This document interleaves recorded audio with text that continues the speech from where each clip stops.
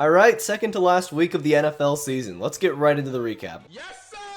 Joshua Dobbs? Are you kidding me? I can't decide whether this is a benching because of a lack of production or they're thinking that Josh Dobbs actually gives them a better chance at winning football games. Regardless, this decision just went straight up into flames as they got stepped on by Dallas. The game ended as soon as Derrick Henry was ruled out, and the Cowboys just looked like the better team for most of it, and I guess the Titans gave them a little bit of a scare late, but it was just not enough. Yo, who the So this game apparently happened. The Falcons just used the Cardinals as a training dummy for their young players in Desmond Ryder, Tyler Algier, and others, and the Cardinals just, existed. A fine drive to get the game-winning kick, but come on, who cares? And in the end, the Cardinals just get better draft position. All I gotta say is, what a collapse. If you can remember, at one point in this season, the Dolphins were actually just considered a top 3 team in the league and a true Super Bowl contender. And now here we are, 4 losses in a row after some Tua injuries and stuff, and the Dolphins are now on the outside looking in on the playoffs. The Patriots continue to just strangle their prey to death with a long, fatigue-filled game, and the Dolphins are just nowhere near as explosive without a healthy Tua. Add on the fact that the run game took forever to even get remotely started, and the Patriots got the win. This is a team that I was so excited to see in the playoffs, and now, I kind of hope they don't even make it in. So, wait, Minshew, you go from dropping almost 40 on the Cowboys, and here, I still do not fully understand why they aren't at least giving Jameis a shot now, but I guess Andy Dalton gets wins sometimes? I will be so disappointed in you, Philly, if you lose this next game and fumble the 1 seed. That would be devastating towards your Super Bowl chances. You can slip up once, but don't do it again.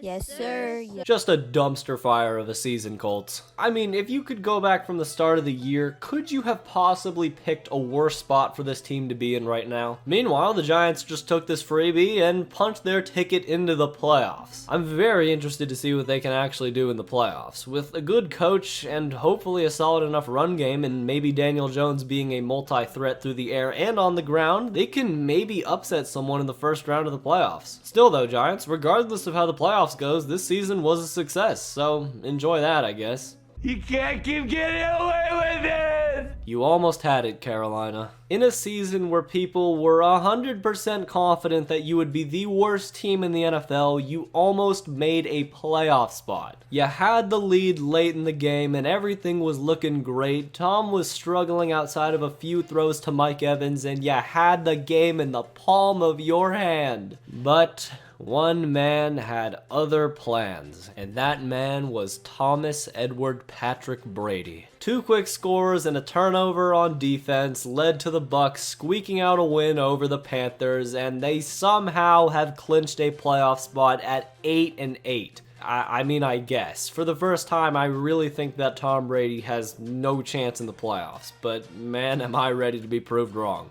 Oh my God, leave it, leave it, leave it! For as close of a game as this was, it was never really super intense. The Chiefs are going to just keep their hold on the 1 seed for as long as they keep winning games, and the Broncos suck. For what it's worth, they continually keep giving the Chiefs fights this year, but once again, they have no future whatsoever, as I just talked about in my recent video. Russ still can't cook. That's too easy!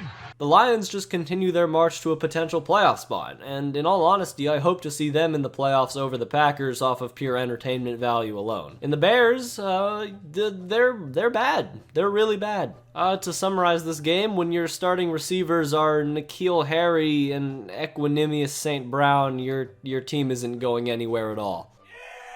And on the complete opposite side of that spectrum, the Commanders decided to play Carson Wentz over Taylor Heinicke. One man threw the season away, one man resurrected it from the dead, and this was the decision you came to? I don't understand. Heinicke had built such a great chemistry with these players when he was actually playing, and although his counting stats weren't incredible, I think the off-the-field stuff was even more important, and that showed in this game. Carson Wentz was just never on the same page with his receivers, resulting in almost no yards through the air and a shellacking at the hands of Deshaun Watson and the Browns. You fumbled your playoff chances because of the quarterback that you went out and signed. How poetic. We don't care.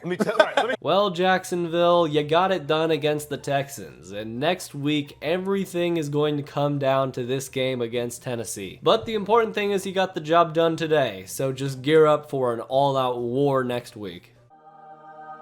Again, one of the most confusing games I've seen all year. Arguably the best team in the NFL versus a bottom 5 team, and it came down to the last second. Jarrett Stidham played quarterback for the Raiders and is going to finish out the season. Meanwhile, the 49ers look to just destroy him. But that didn't happen, as Jarrett Stidham pretty much played better than any quarterback has against the Niners all year long, while at the same time the Niners offense looked unstoppable against whatever was left of the Raiders defense. Back and forth, there was scoring everywhere until finally Nick Bosa, the potential defensive player of the year, made a game-winning play causing an interception. And after missing a field goal before, Robbie Gould repented for his sin and hit the game-winning field goal. In the end, this game probably won't matter, but if the Eagles or the Vikings choke up next week, then this could be huge in terms of home field advantage for the Niners. But we'll see though.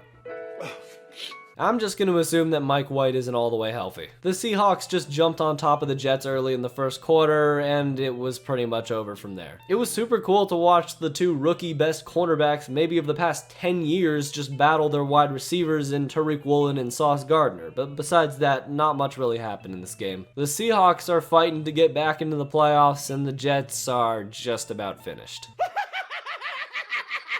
You've done this one time this season, so I was just gonna hope that you didn't have another one of these games in you. But I was wrong. In a game to defend your chance at the second seed in the playoffs, you got absolutely bulldozed by your arch enemy in the Packers. The game was over after the second drive, and the offense of the Packers didn't even do anything. Pathetic. I mean, everyone around the league is calling you frauds, and there's only one way to bounce back, and that's actually prove it in the playoffs.